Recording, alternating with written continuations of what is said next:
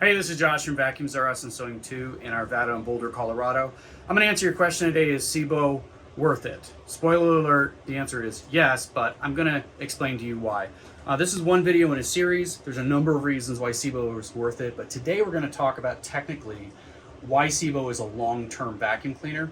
And you can see that evidenced in their parts availability and their design that makes it easy to maintain and repair critical error points on vacuum cleaners. So first of all, Sebo is the only company that I know of in this industry that publishes the full schematics and parts breakdown for every single component in their vacuum cleaners in the owner's manual. Typically, if you look up in an owner's manual, it's going to be like, here's how you plug it in. By the way, don't electrocute yourself. In Sebo, it has all that stuff. Don't electrocute yourself, plug it in, turn it on. But it also gives you every single repair component down to the last screw. For me, what this indicates is that their intention is for you to own this machine for a long time. When something goes wrong, because every appliance is going to have issues at some point in the future, you'll be able to repair it and maintain it. And they're giving you the tools to do that right here, very accessible. So I'm going to talk about a couple of design points, right? Every appliance has particular failure points, right? Wear points, things that are likely to go wrong eventually and just wear out. With vacuum cleaners, we see a couple of common failure points. One common failure point we see on upright vacuum cleaners in particular is that occasionally people run over cords. Even more common, dogs, puppies will chew cords.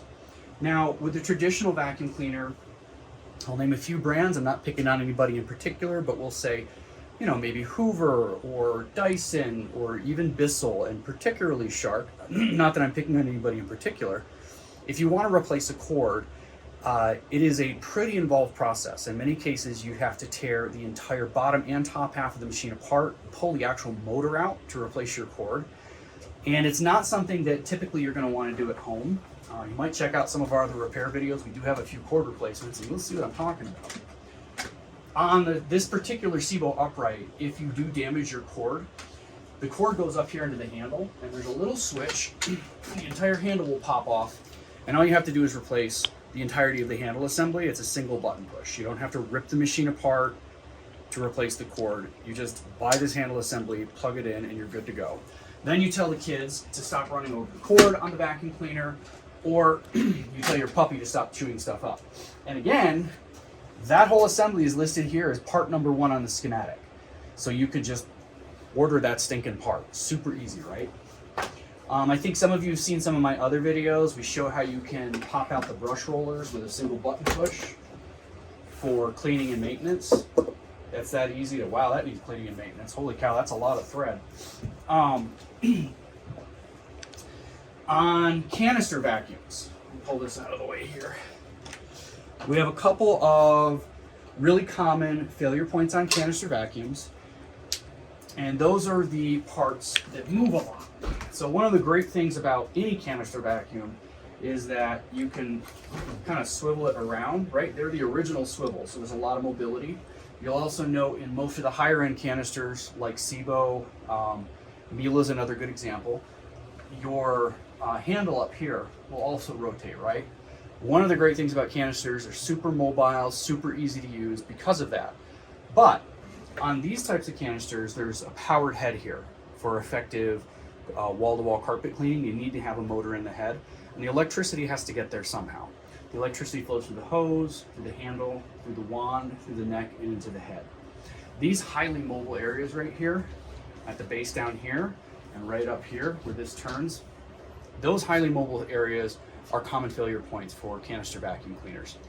I would not be surprised in 15 to 20 years if a Sebo canister had a power failure to the head because of continuity issues here or here.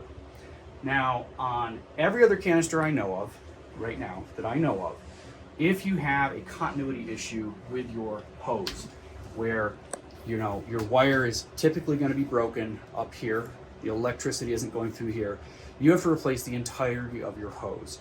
On high-end German brands like this, you're usually looking at anywhere between $150 to $280 to replace the entirety of the hose. On Sebo, they know this is a failure point, so they have this wire, which is what's getting moved back and forth, is external to the hose, and it just snaps on. You saw how easy I took it off. it just snaps on and can be replaced. This is not, I don't know what the current price on this is, but I can tell you it's not $200. It's a simple, easy, at-home fix, readily available. Now, this other high point on Sebo vacuums, the head right here that swivels back and forth, this I would not consider to be a repair that you want to do at home. You're probably going to want to have an authorized Sebo dealer do this repair for you. But on other canister vacuums, typically if you lose power right here where the electricity, the cords and connections are moving back and forth, you have to replace the entirety of the neck assembly. So you're replacing the neck, it's got the wires integrated inside, you can't really open it up. If you do, you're gonna break it. So you have to replace the whole neck. Your component price might be anywhere between $50 to $100 just for the part, in addition to labor. On this, again, if we look at the schematic, you'll find that you can buy just the wire that's inside of this. And it is, I think last I checked, it was like 12 or 14 bucks. Don't quote me on that. Prices vary. But it's not the $50 to $100 that you'd be looking at to repair another particularly German vacuum cleaner. Additionally, it's not nearly as hard to do the work. So most repair shops like ours they're not gonna charge you a ton of labor to do this job. If I remember correctly, and again, don't quote me, I think there's 5 screws to pop the top. And if I remember, it's 3 or 4 other screws to take this apart and get to the wire. It's not a terrible job. It can be done in under an hour. Whereas with other German power heads, and certainly some other, Kenmore, some other power heads, you're looking at a very labor intensive repair in addition to the cost of the parts. A couple other things, the turbo tool that comes with some of the really premium Sebos, the Onyx collection Sebos that have the decade warranty, the 10-year warranty on them. This tool pops open super easy. For any of you who've used these type of tools before, they have the rotating brush inside of them, right? That's air powered. A lot of the ones that are out there, you can't do any type of maintenance or service on this whatsoever. So over time, I mean, you're gonna wrap hair eventually. The reason you have this is because you have pets, right? On this, you can just pop it right open and it's super easy. You pop this apart and you have full access to your brush. They actually sell the components too if you needed a belt, which is super rare. But if you wear your brush out, you can also buy that brush to replace the brush. Even on their accessories, they're looking at longevity and they're looking at maintenance. Super common thing with vacuum cleaners. The number one reason that vacuum cleaners come in here are clogs. People sucked up stuff that they shouldn't have to. I can't tell you how many vacuums are put out by the dumpster simply because they're clogged. We unclog people's vacuums for free, but even better than doing that is to have a vacuum that doesn't clog to begin with, or if it does, is super easy to get unclogged. On the better Sebo canister vacuums, the E3 and the Sebo, the D4, they have what they call a no clog hose. So it's not rocket science, right? And it's difficult to see on camera, but the beginning of the hose is narrower than the end of the hose, right? So the hose expands as you get towards the main unit of the vacuum cleaner. And what that means is if you do get something lodged in there, you can often just shake it. Usually you can just shake it. And because the hose expands, the clog will actually just work itself out. I've seen people before, when customers come in that don't know they have a no clog hose, we'll simply on the front end, they'll turn the vacuum cleaner on and they just violently shake the hose until the clog just works its way out on its own. At the head of the machine, and this is the case with all the canister power heads, but it's also the case with the Sebo Felix and the Dart. They have an unclog door right down here where you can get ready access to it. It's spring loaded, so it just closes right back up. And again, this is this company looking at the high failure points of vacuum cleaners. And they know that this sharp curve right here, right, where the head curves up into the body of the vacuum, or on a canister vacuum where it curves up into the wand, they know that's the most likely place for you to get a clog. So that's why they put an unclog door there to make it super easy to pick that out.